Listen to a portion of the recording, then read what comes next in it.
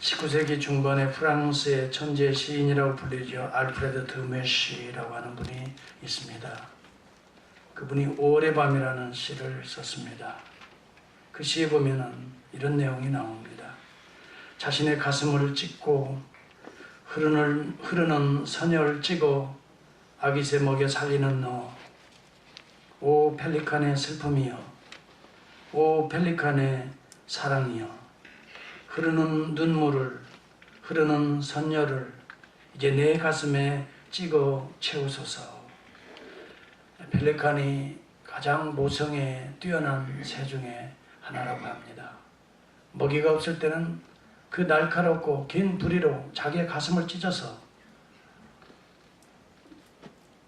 먹이로 새끼들을 먹이고, 행여라도 병든 새가 있으면 가슴을 찢어 흐르는 피를 찍어서 그 방울을 떨어뜨려 그 입에 넣어줌으로 병든 상처를 치유하고 살려내는 그런 새라고 합니다.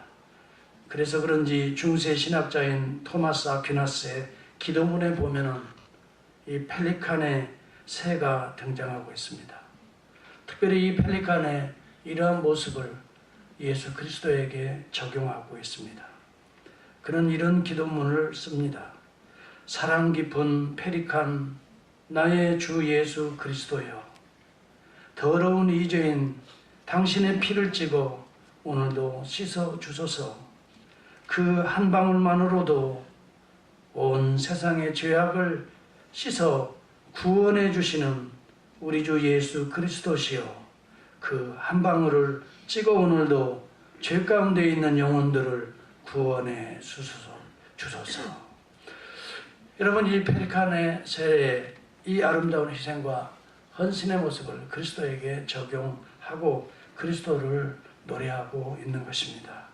오늘 예수님께서는 친히 자기의 제자들에게 또 주님을 따르는 많은 무리들에게 내가 내 살을 찢어 너희들을 먹이고 내 피를 쏟아 너희에게 부어 살리겠다라고 하는 이런 오병이의 이적을 특별히 찢어서 굶주린 영혼들을 살려내는 영적인 하나님의 비밀로 설교하고 있습니다.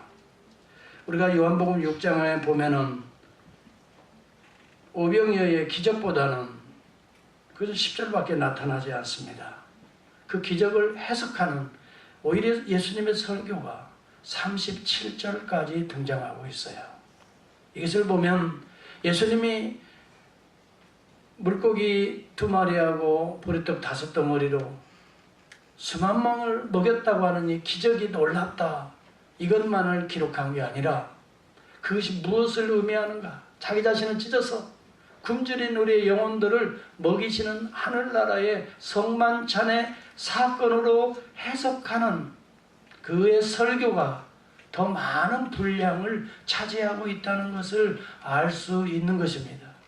그러므로 요한복음 6장만 우리가 잘 이해해도 예수 그리스도의 복음의 내용을 무엇보다도 적나라하게 정확하게 이해할 수가 있다고 하는 것입니다. 마태복음 20장 28절에도 보면 인자에 온 것은 섬김을 받으려 함이 아니라 도리어 섬기려 하고 자기의 목숨을 많은 사람의 대속물로 주려 함이라 라고 주님이 자기 자신을 찢어서 십자가에서 피 흘려서 그 피로 우리들에게 보혈로 씻어서 우리를 정결케 살려내시는 그 놀라운 은혜를 위해서 우리 주님이 이 땅에 오셨다라고 말씀하는 것입니다.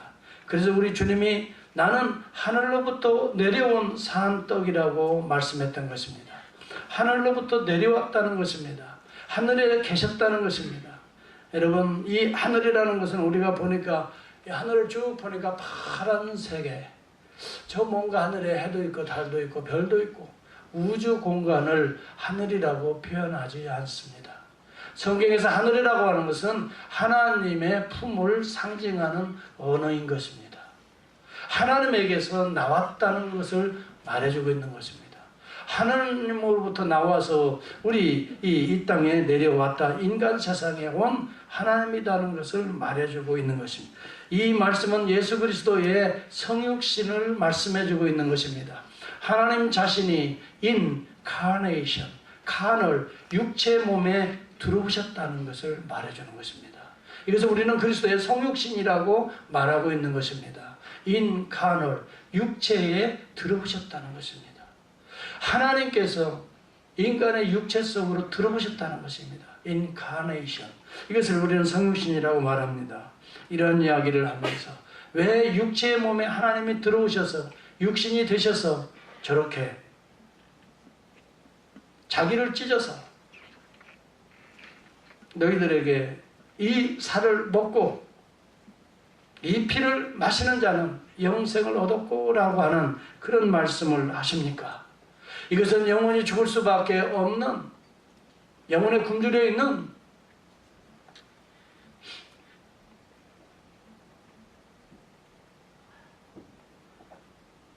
자들, 씻을래야 씻을 수 없는 인간의 죄의 문제를 하나님께서 친히 담당하시겠다고 하는 뜻인 것입니다. 이것이 그리스도의 대속의 은혜인 것입니다. 예수 그리스도의 성육신과 자기의 살을 찢고 피를 흘려서 너희들에게 생명을 주겠다고 하는 것은 십자가의 대속의 사건을 말해주고 있는 것이고, 그 떡과 잔을 마시는 자는 생명을 가졌고 라고 말합니다. 예수 그리스도의 살과 피를 먹고 마시는 자는 예수를 믿고 예수를 내 몸에 받아들이는 자들에게는 하나님의 생명이 그리스도를 통해 우리 가운데 임한다는 것을 우리 주님이 영적으로 소개해주고 있는 것입니다.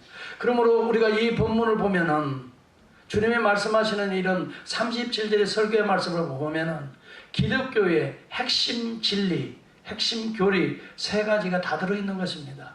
하늘로부터 내려왔다는 그리스도의 성육신의 사건과 이 살과 피를 찢어서 너희들에게 먹이겠다라고 하는 그리스도의 십자가의 구속의 사건과 이것을 먹는 자들 속에는 하나님의 생명이 거하겠다고 하는 하나님의 영생의 사건이, 이 복음이 바로 예수님의 설교 속에 다 포함되어 있는 것입니다.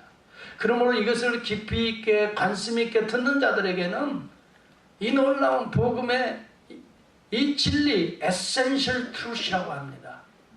아주 근본적이고 기본적인 이 진리, essential truth of our faith, 우리의 믿음에 있어서 가장 기본적이고 근본적인 이 진리 세 가지를 소개해주고 있는 것입니다. 그랬더니 많은 제자들 가운데 여럿이 듣고 말하되 뭐라고 말합니까? 이 말씀은 어렵도다. 누가 들을 수 있겠는가? 그렇게 말합니다. 여러분, 이 말씀이 어려운 것이 아닙니다. This is a hard teaching이라고 그들이 말합니다. 여러분, 예수님의 영적인 교훈 자체가 어렵다라고 그들은 말합니다. 자기들이 이해하기가 어렵다라고 사실은 고백을 해야 됩니다. This is hard learning. 이것은 우리의 자신이 부족해서 하나님의 영적 세계를 다 이해할 수 없는 연약함이 우리에게 있다. This is hard learning. 이라고 고백해야 됩니다. 그러나 자기가 이해할 수 없다고 This is hard teaching이라고 말합니다. 예수님이 너무 어려운 이야기 한다고 이렇게 말합니다. 여러분, 어떤 자에게는 어려운 티칭이 될 수 있지만 어떤 자에게는 쉬운 티칭이 될 수 있습니다. 믿음이 있는 자들은 이것이 쉽게 받아들여지는 아멘의 티칭이 되는 것입니다. 그러나 여러분, 세상적으로 가득 차 있는 사람, 육적인 생각으로 가득 차 있는 사람, 이런 자들에게는 영적인 세계의 비밀이 어려운 것입니다. 그럼 누구의 잘못입니까? 본인의 어리석은 우둔한 마음의 문제인 것을 주님은 지적하고 있는 것입니다. 누가 들을 수 있느냐 한데 예수께서 스스로 제자들이 이 말씀에 대하여 수근거리는 줄 아시고, 그럼블링이라는 단어를 씁니다. 불평하고 투덜대다는 말입니다. 어려워. 우리 목사님 사역은 대단히 힘들어. 어려워. 그러면서 여러분, 하드 티칭이라고 자기가 이해할 수 없으면 자기의 부족을 생각해야 되는데 하드 티칭을 하고 있다라고 말하면서 그 다음에 투덜대는 것입니다. 왜 저렇게 할까? 무엇이 잘못인지 지금 여러분 이해를 해보세요. 왜 저런 이야기 할까?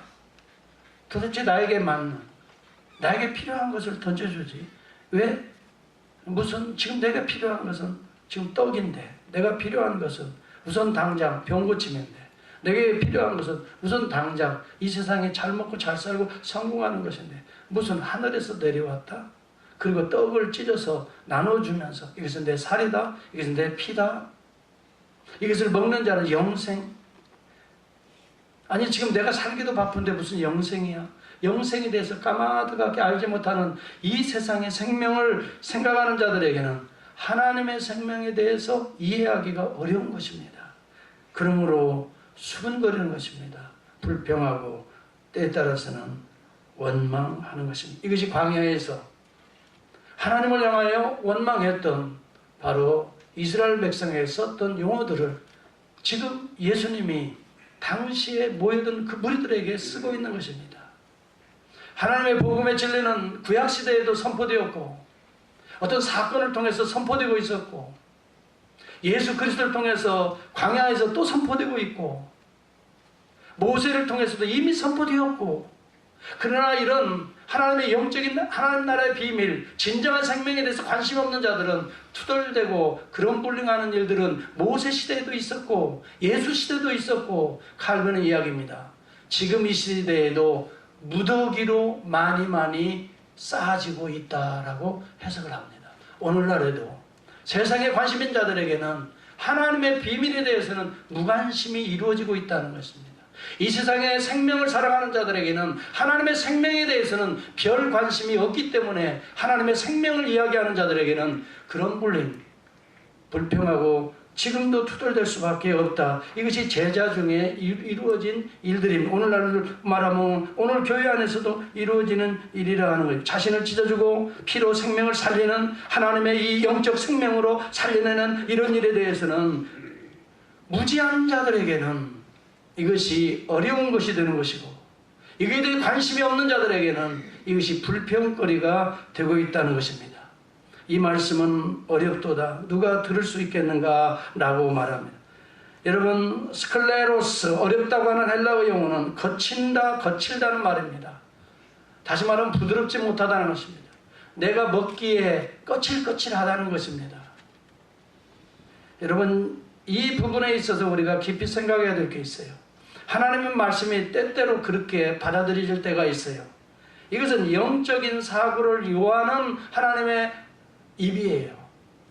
하나님의 입은 영적인 사고, 영적인 생각이 아니면 이해할 수 없는 하나님의 말씀들이에요.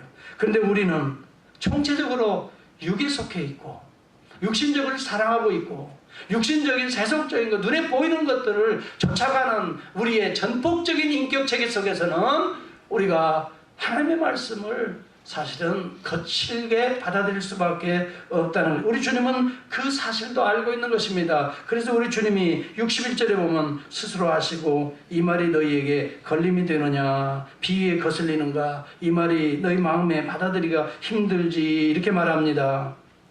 여러분, 육적인 사람들은 영적인 세계에 대해서는 거칠게 반응할 수밖에 없다는 것을 보여주고 있습니다.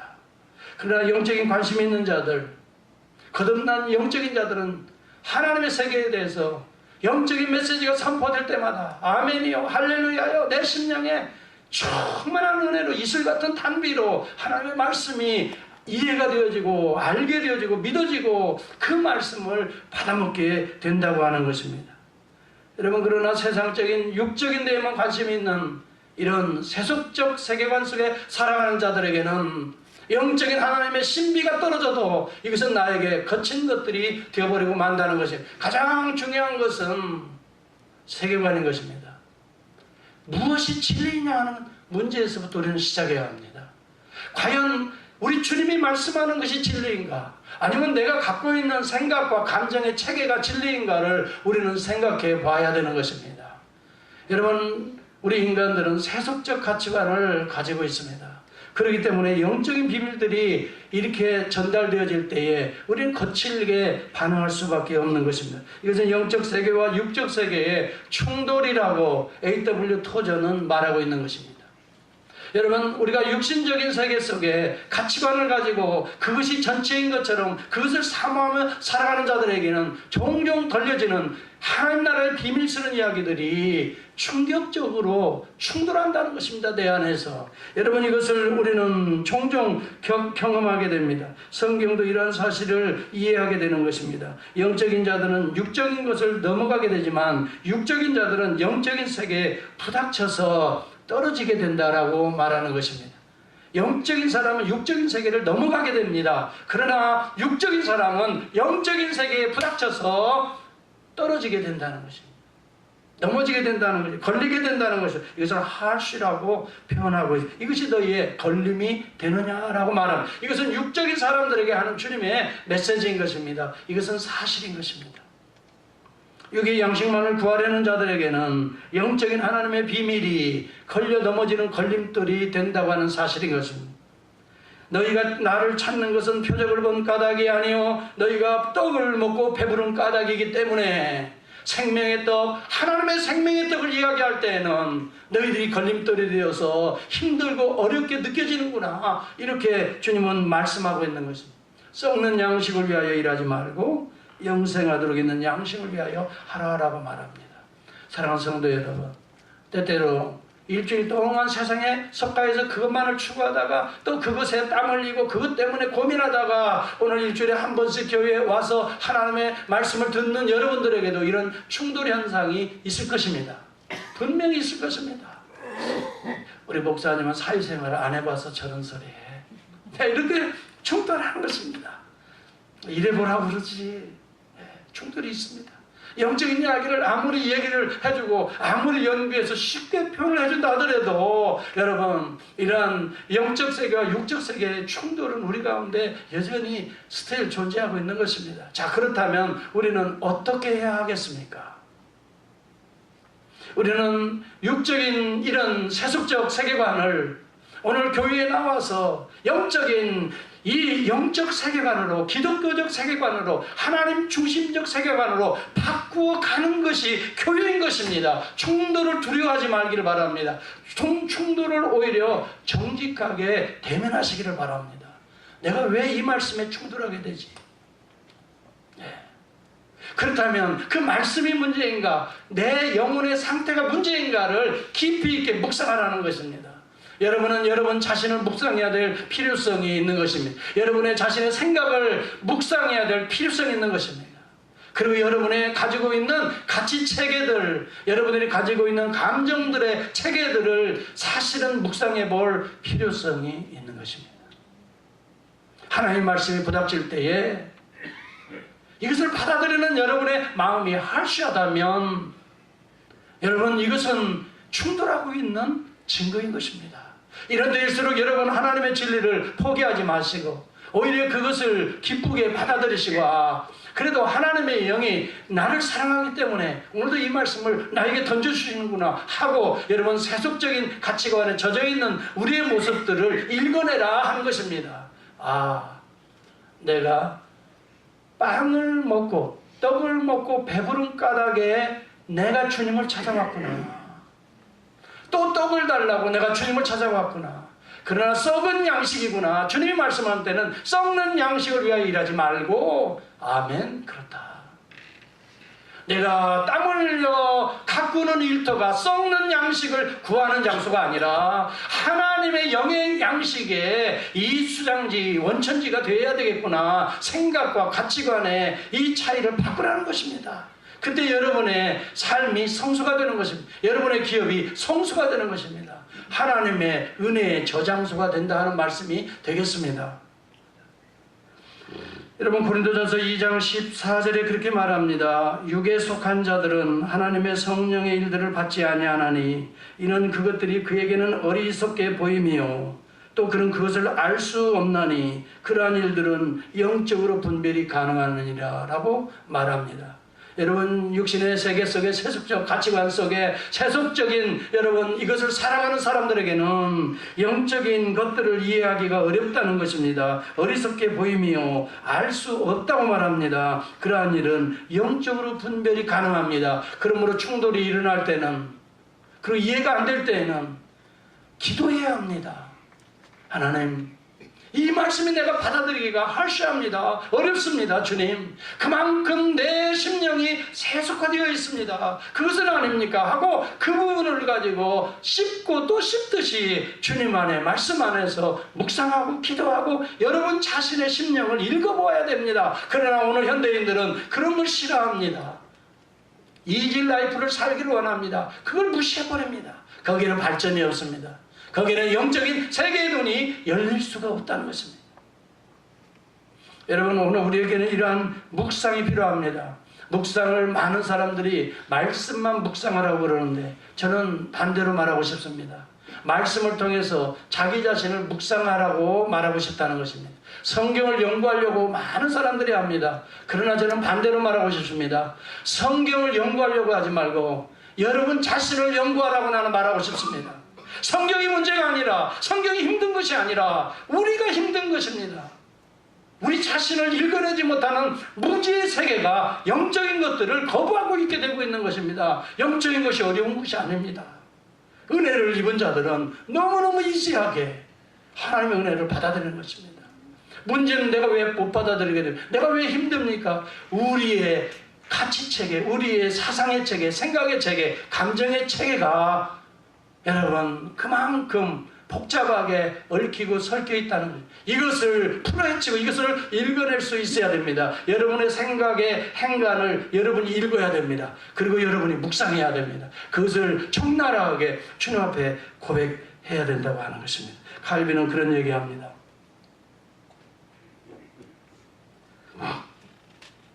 이것이 이렇게 본문이, 하나님의 말씀이 어려운 자들은, 부닥치는 하슈하게 느끼는 자들은 하나님의 말씀과 교훈 그 자체가 어려운 것이 아니라 그의 마음이 어렵다는 것을 방증하고 있는 증거라라고 칼빈은 해석하고 있습니다. 저도 동의합니다. 여러분, 하나님의 말씀이 안 들어올 때는 말씀이 어려운 것이 아닙니다. 그만큼 내 자신이 어려운 상태에 처해 있다는 것을 보여주고 있는 방증인 것입니다. 네. 그렇기 때문에 여기에서 포기해버리고 만다면, 오늘 내 어려운 상태를 풀어 헤치지 못한다면 여전히 그 위에 아무리 귀한 보석과 같은, 보물과 같은 말씀을 던져줘도 여전히 우리가 받아들일 수 없습니다. 이것은 어렵도다. 어려운 교훈이 되어버리고 맙니다. 그리고 이것은 누가 알아들 수 있겠느냐, 누가 액셉트 할 수 있겠느냐 하는 것입니다. 여러분, 하나님의 말씀을 듣는다고 들려지는 것이 아닙니다. 듣는 것은 귀로 듣는 사람이 있고 마음으로 새기는 사람이 있습니다. 여러분, 귀로 듣는 자가 들을 수가 없습니다.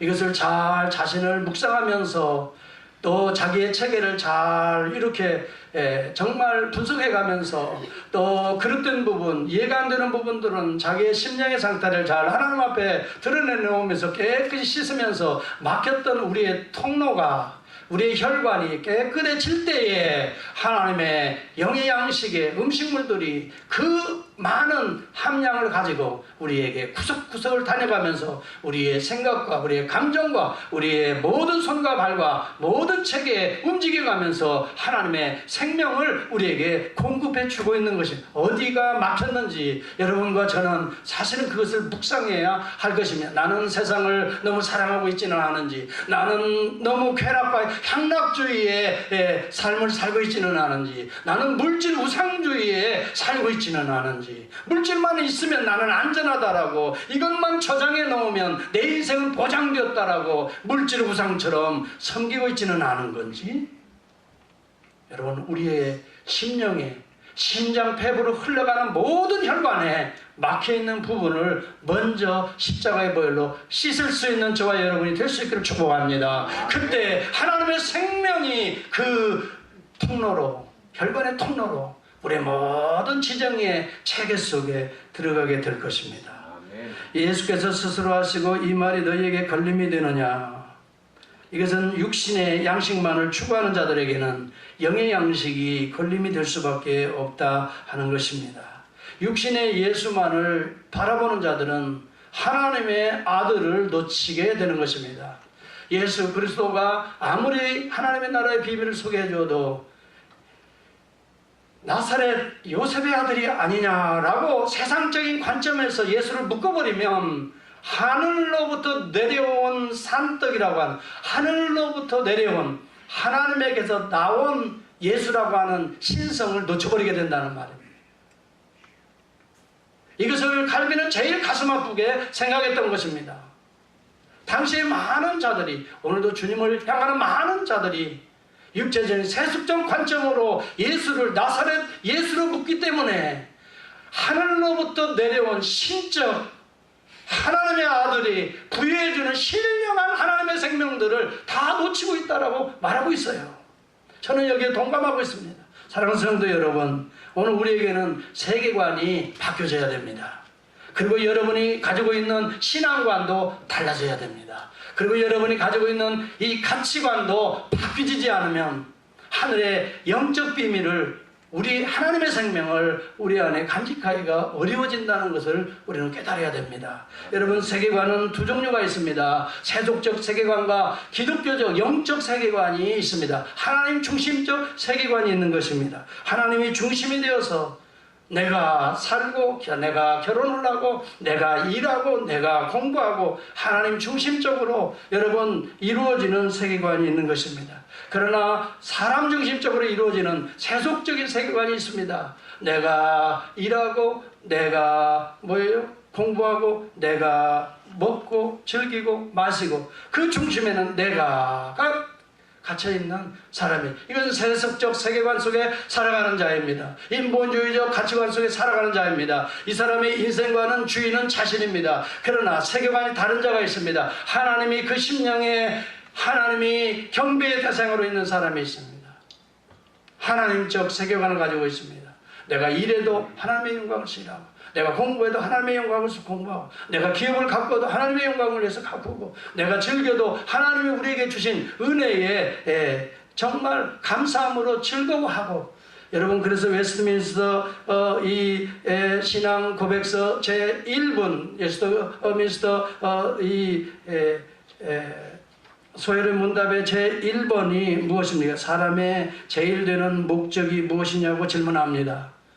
웨스트민스터, 여러분, 이 신앙고백서가 왜 이렇게 중요하냐면 1643년에서 49년 6년 가까이 영국의 웨스트민스터 대교회당에서 그 당시에 최고의 학자들 121명과 상원의원 이 30명이 151명이 모여서 계속 회의를 하면서 성경의 모든 진리의 내용들을 요약하기 시작했습니다. 이 많은 진리들이 때로는 우리가 어렵게 들리기도 하고, 때로는 이해의 체계가 그렇게 쉽지 않고, 그래서 이것을 쉽게 성도들에게 이해하기 쉽게 어떻게 요약을 하고, 그러면서도 하나님의 말씀이 훼손되지 않냐고, 더하거나 빼어지지 않도록, 그래서 성경의 근거대로 요약한 것이 107개의 문항인 것입니다.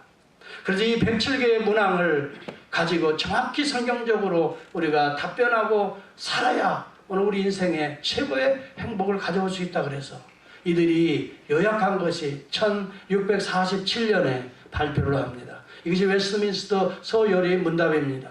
오늘 이것을 우리는 3년 가까이 우리 수요 예배 시간에 계속해서 한 문장씩 한 문씩 해서 107문을 끝냈습니다. 끝낸 지가 얼마 안 됩니다. 여러분, 이것을 통해서 제1번 문이 무엇인지 아십니까? 이것이 에센셜 트루시라는 것입니다. 집을 지을 때도 가장 반석이 중요한, 그것을 제일 먼저 합니다. 집을 지어보신 분은 압니다.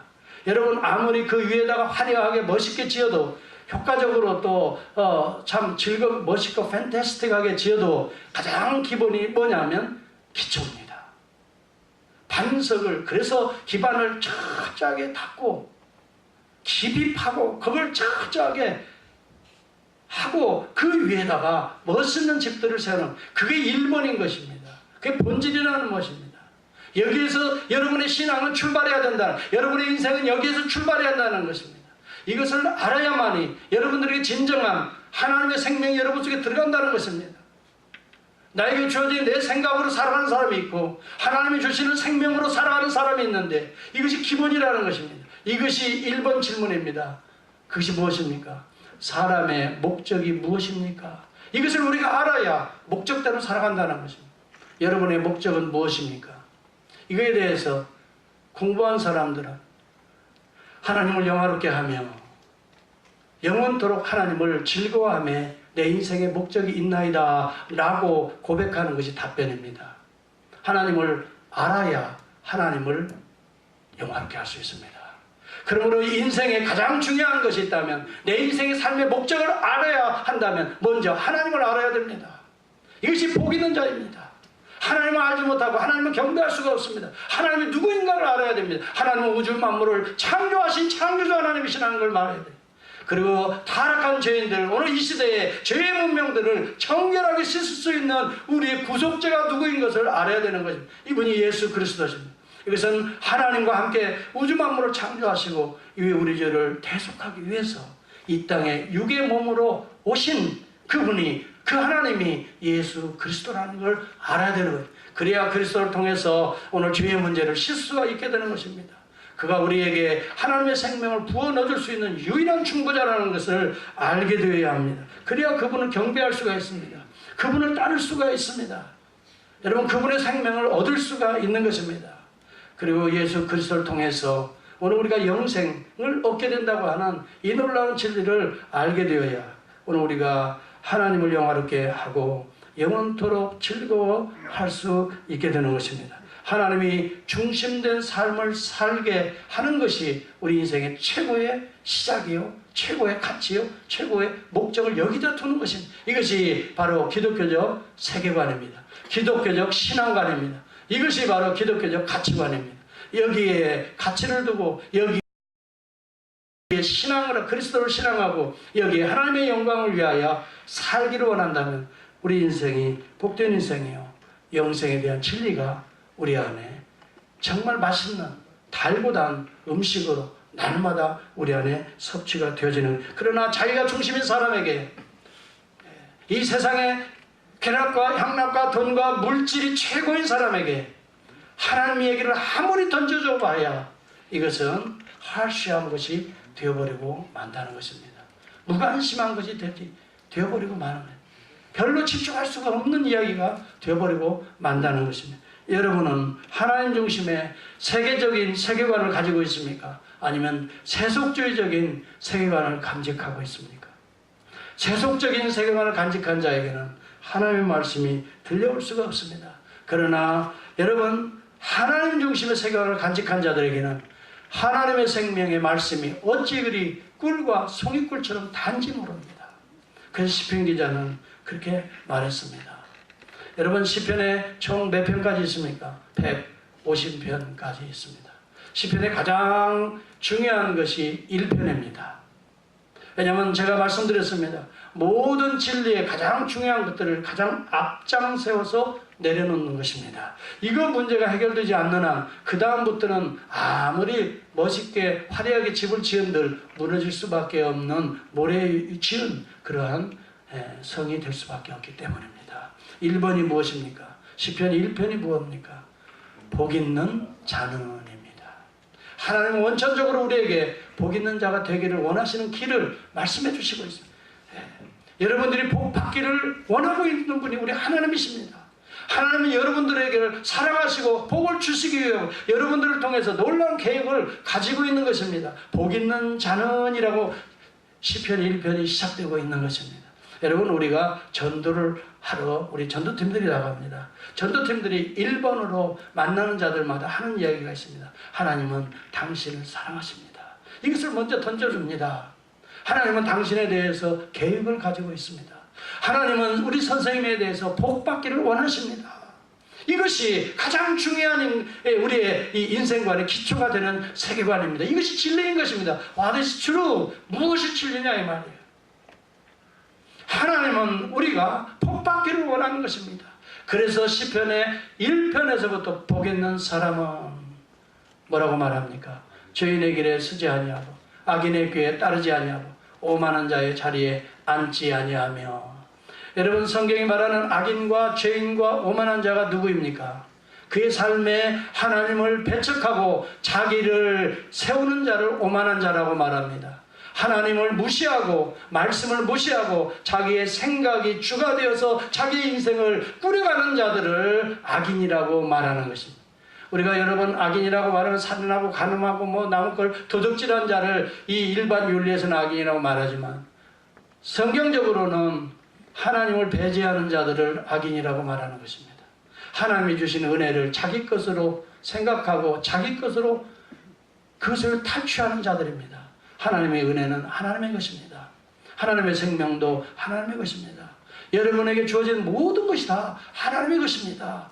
이것을 여러분의 것이라고 탈취하는 자들을, 바로 하나님을 배제하는 자들을 성경은 악인이라고 말합니다. 오만한 자라고 말합니다. 이러한 자들은 바람에 나는 겨와 같다고 말합니다. 인생관이 바로 되어 있지 않기 때문에 이 바람이 불고 저런 문화가 부르닥치고 이런 세상의 세파가 여러분을 부닥칠 때에 바람에 나는 겨와같이 흩어져 날아가 버리고 마는 것입니다. 여러분의 인생이 하루아침에 날아가 버리고 마는 것입니다. 그러나 의인은 그렇지 않으며 라고 말합니다. 시냇가에 심겨온 나무처럼 시절을 쫓아 어떻게 과실을 맺으며 그 잎이 청청함과도다 이렇게 말합니다. 이것은 행복한 인생의 삶을 말해주는 것입니다. 여러분들은 복 있는 자가 되시는 줄을 저는 믿습니다. 예수 안에서 하나님 중심의 세계관을 간직한 자라고 저는 믿습니다. 하나님을 아는 자가 복 있는 자입니다. 그리고 하나님을 알기 때문에 그 입에서 나오는 말씀이 들려오는 자가 복 있는 자입니다. 그래서 여호와의 율법을 주야로 묵상하는 것입니다. 하나님의 말씀을 묵상할 뿐만이 아니라 이 말씀에 내가 혹시 불결한 것은 없나 자신을 묵상하며 자신을 읽어내는 것입니다. 그래서 하나님의 말씀이 어렵다가 아니라 오늘 하나님의 말씀에 비추어진 내가 어렵게 참 어렵게 사는구나. 따라서 해볼까요? 당신을 보니 옆에 분들하고 인사해 보시고 참 어렵게 사시는군요.